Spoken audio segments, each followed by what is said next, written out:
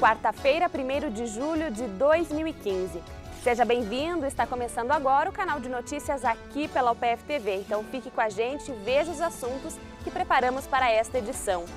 Uma iniciativa para aproximar as crianças da literatura. O projeto Caixa Mágica, que entregou mais de 1000 livros às escolas de educação infantil de Passo Fundo.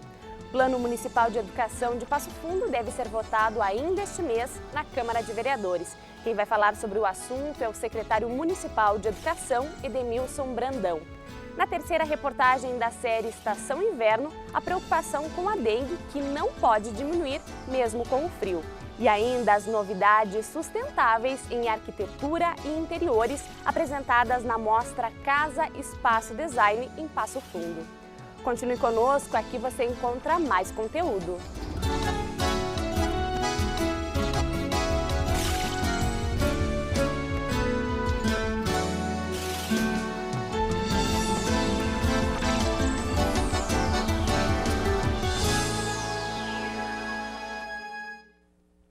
O canal de notícias de hoje começa mostrando uma iniciativa para aproximar as crianças da literatura. O projeto Caixa Mágica, que no início de junho entregou mais de 1000 livros às escolas municipais de educação infantil de Passo Fundo. Daí ele estava correndo que a bolsa ia pegar ele e acabou. Não, Fabielle, não acabou.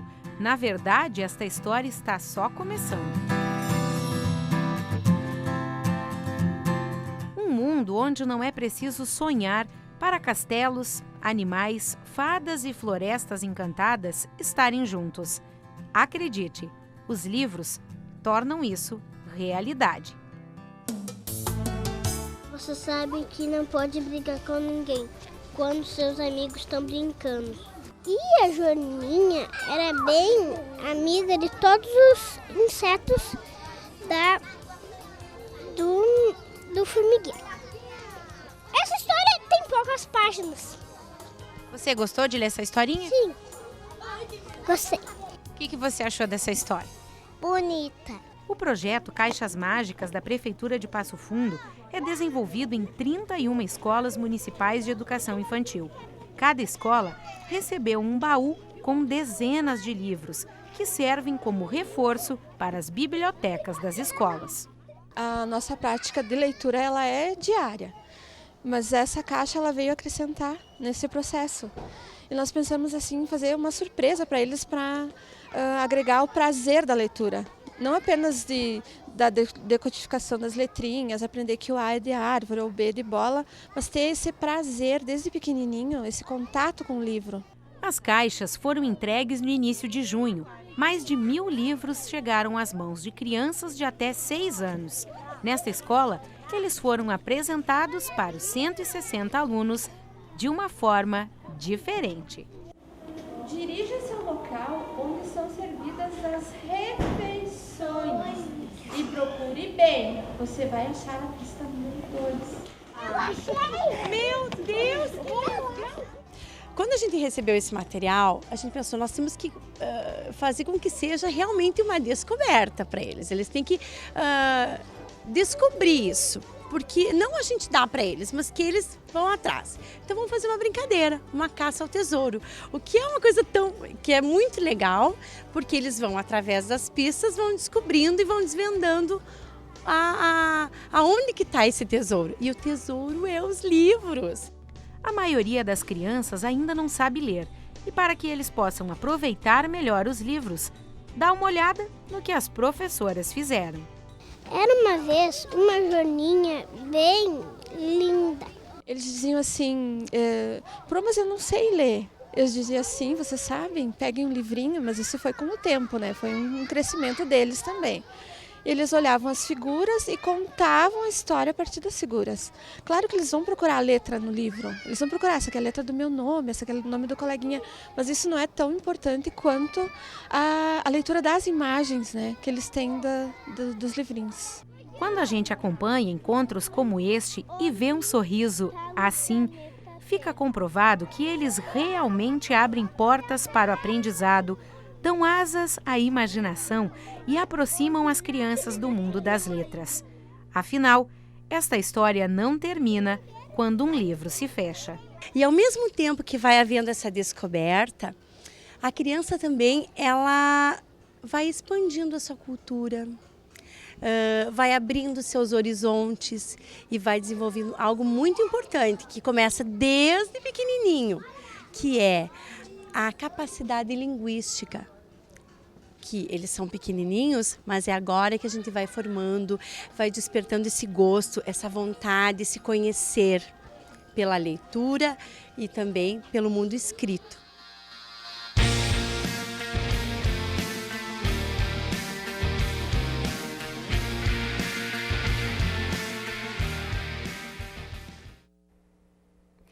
O Plano Municipal de Educação de Passo Fundo está em análise na Câmara de Vereadores e deve ser votado até o dia 24 deste mês. O projeto foi protocolado um dia antes de encerrar o prazo, no dia 24 do mês passado, e o Ministério Público Estadual teve que dar mais 30 dias para o plano ser analisado. Bom, para falar mais sobre o assunto, a gente conversa agora com o secretário de Educação de Passo Fundo, Edemilson Brandão. Seja muito bem-vindo ao PFTV, secretário. Obrigado. O plano ele foi entregue, então, secretário, no último dia, teria que ser analisado, discutido e votado até o final do dia. Por que ele foi entregue, então, com atraso? Em primeiro lugar, porque o plano não se trata apenas de um plano para atender as escolas públicas municipais de Passo Fundo. Ele é um plano que se estende a todas as instituições de ensino da nossa região, né?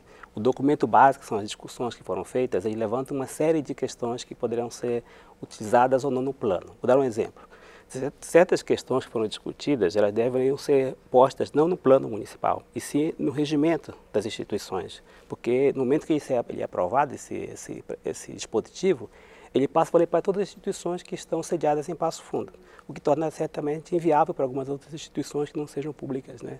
Ou que sejam públicas, mas que tenham uma dificuldade de implementar certas ações. O plano, portanto, é um plano para todas as instituições que estão sediadas em Passo Fundo. E a natureza do plano é que você monte estratégias que vão de acordo com o Plano Nacional e com o Plano Estadual de Educação. Então, a lei que estabelece o plano, ela estabelece que haja alinhamento dos planos. Portanto, o Plano Nacional de Educação está aprovado, sancionado. Obviamente que houve também alteração no plano nesse período. O Plano Estadual foi aprovado no mesmo dia que nós encaminhamos também o nosso à Câmara. Foi aprovado na Assembleia, porém não foi sancionado. Portanto, o Plano Municipal, para ser coerente com o princípio de alinhamento, ele deveria ser feito justamente após o nacional e o estadual, porque senão corre o risco de ter sido aprovado e ter feito alterações em razão do plano estadual. Agora, esse plano ele foi construído com a colaboração de toda a comunidade. Quando que ele começou a ser construído e como é que essas ideias, então, fizeram parte, então, desse projeto? Desde o ano passado, quando nós tínhamos a sinalização de que o município tinha que fazer o seu plano e o Estado também iniciou o seu plano, nós demos início, então, ao processo que prevê a criação de uma equipe, de um grupo executivo formado por diferentes instituições que atuam na região, na área de educação, para poder dar conta desse plano. Nós convidamos todas as instituições sediadas em Passo Fundo, universidades, centros, sindicatos, patronais, sindicatos, todas as entidades. Nós tivemos a participação de 30 instituições representadas que fizeram esse documento. É um documento, portanto, produzido por diferentes mãos, né? Inclusive membros do Legislativo. Nós tínhamos membros do Legislativo participando de toda essa discussão. Essa discussão gerou o chamado documento base, né? Não gera o plano nacional, ele gera o documento base do qual se baseia o Plano Nacional de Educação, Municipal de Educação. O Plano Municipal de Educação ele tem que, portanto, ser um dispositivo legal que ele vai apresentar como elemento no seu anexo essa discussão, para que não haja incoerência, né? Nas discussões foram feitas várias ponderações e que depois no documento que é o plano, nessa lei que torna-se o plano, é que é apresentado essas características, de forma sintética. O que não pode acontecer é que o município discorde, faça a inserção de metas ou discordâncias que não estão previstas, por exemplo, no plano nacional ou no plano estadual. Tá certo, então ele vai regulamentar então o ensino em todas as instituições, escolas, faculdades, todas as instituições de ensino, independente se são públicas ou particulares. Exatamente. No município. O que então o plano garante aos moradores, aos estudantes de Passo Fundo? São diferentes metas, né, que também já estão definidas no plano nacional. A universalização da educação, do ensino, da educação básica, né, mas basicamente na questão da educação infantil, a partir de 4 anos de idade, isso já está previsto no nacional, foi reafirmado no estadual e agora também no municipal. Nós temos várias outras questões que envolvem a educação infantil, que é chamada Meta 1. Nós temos questões também ligadas à questão da formação, valorização do professor, que não é o plano de carreira do professor, mas é a valorização do professor no modo geral, seja no âmbito municipal, estadual e particular, né? Então, todos esses mecanismos que estão previstos nas 20 metas é que foram reafirmados pelo município, porém dentro de uma perspectiva de estabelecimento de estratégias, né? O governo federal, ele apresenta os grandes temas, o município, ele define reafirma esses grandes temas, porém numa perspectiva de estabelecimento de estratégia. Como e quando isso vai ocorrer? Entendendo que o plano ele é um projeto para 10 anos. Então, ele não é uma solução imediata para os grandes problemas da educação. Veja bem, nós temos uma questão ali muito importante, que é a questão do financiamento para a educação, né? Tudo passa pelo financiamento para a educação. Só que o financiamento ele depende de uma prova mágica que está dentro do plano, que é justamente o regime de colaboração entre o governo federal, o estadual e o municipal. Sem que haja esse regime de colaboração, é impossível prever, por exemplo, instalações, criações e construções de vários institutos e escolas que nós precisamos para adotar essas crianças, né? Para dar vaga para essas crianças. Então, o regime de colaboração ele é fundamental. Só que o regime de colaboração ele não vai ser implementado a partir do momento que a lei, o plano é aprovado. Ele está sendo diluído num prazo, por quê? Porque esse financiamento ele está vinculado, por exemplo, ao pré-sal. Que até então nós não temos ainda recursos do pré-sal, né? E várias outras estratégias que estão sendo postuladas a longo prazo. Tá certo. Obrigada, secretário, pela sua participação aqui no Canal de Notícias. Eu que agradeço. Bom, e no Canal de Notícias de amanhã a gente continua falando sobre o Plano Municipal de Educação. A gente fala sobre a tramitação na Câmara de Vereadores com o presidente da Câmara, vereador Márcio Patucci. E o programa Estúdio 4, que foi ao ar ontem à noite aqui pela UPF-TV, falou sobre uma pesquisa da Confederação Nacional de Dirigentes Lojistas que mostra que entre dezembro de 2014 e maio deste ano houve um aumento de 2 milhões de inadimplentes. A pesquisa revela ainda que os brasileiros estão com dificuldade de pagar contas básicas como água e luz. O Estúdio 4 vai ser reapresentado hoje à noite, às 8 horas, e na sexta-feira, às 11 da noite. Confira então um trecho. A crise é maior do que se esperava, professor? É maior do que se esperava. A gente tinha uma ideia de que ela seria forte, mas ela está sendo muito mais, a ponto de nós termos previsões já de redução no produto interno bruto quase de 1,5%. A expectativa lá no início do ano era 0,5%, alguns pessimistas era 1%, e nós já estamos com dados apontando para uma queda de 1,4% a 1,5%. Então, realmente ela está sendo mais forte do que nós estávamos imaginando. Primeiro, a inflação alta, que deteriora o poder aquisitivo dos salários, da renda dos trabalhadores. Segundo, os juros altos, que de certa forma inibe o consumo à medida que torna o crédito mais caro. E agora o terceiro elemento, que começa a se desenhar no contexto dessa crise e que vai se aprofundar até o final do ano, né? Com certeza, que é a questão do desemprego. Então, esses três elementos de caráter mais macroeconômico, né, explicam, no meu ponto de vista, o cenário da inadimplência e do endividamento hoje. A facilidade de crédito levou a você comprar o automóvel, a casa, mas se você compra a casa, você tem que comprar um televisor novo, uma geladeira nova, você tem que colocar móveis nela.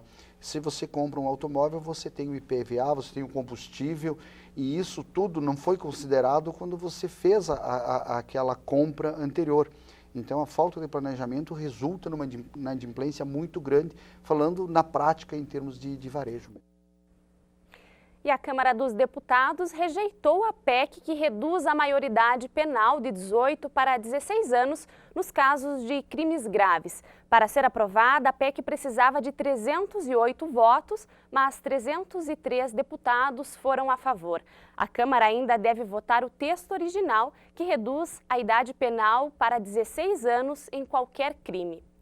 E depois do intervalo, a preocupação com a dengue, que não pode diminuir mesmo com o frio. E ainda novidades sustentáveis em arquitetura e interiores apresentadas na mostra Casa Espaço Design em Passo Fundo. A gente volta em instantes.